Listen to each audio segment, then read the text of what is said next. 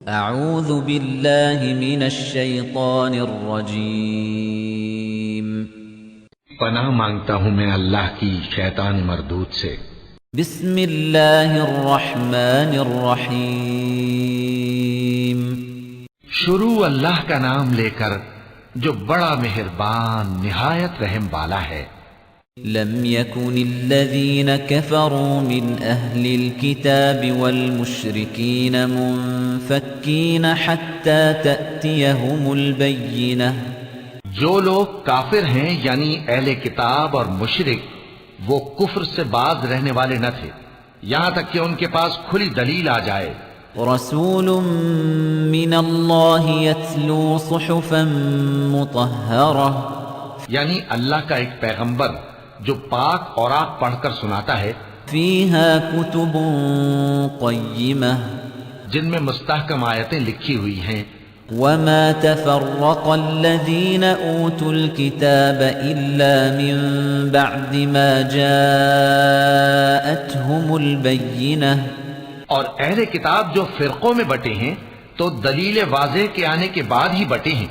وما امروا الا ليعبدوا الله مخلصين له الدين حنفاء ويقيموا الصلاة ويؤتوا الزكاة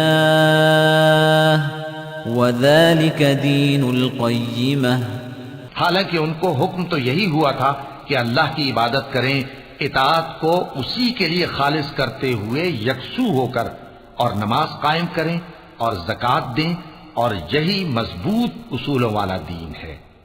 ان الذين كفروا من اهل الكتاب والمشركين في نار جهنم خالدين فيها اولئك هم شر البرية۔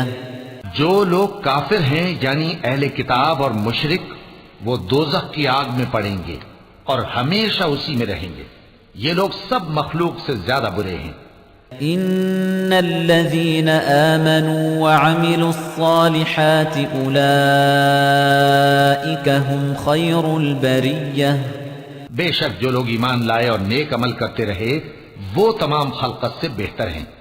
جزاؤهم عند ربهم جنات عدن تجري من تحتها الأنهار خالدين فيها أبدا رضي الله عنهم ورضوا عنه ذلك لمن خشي ربه۔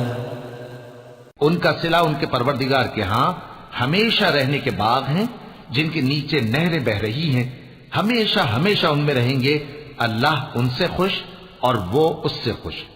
یہ صلہ اس کے لیے ہے جو اپنے پروردگار سے ڈرتا ہے۔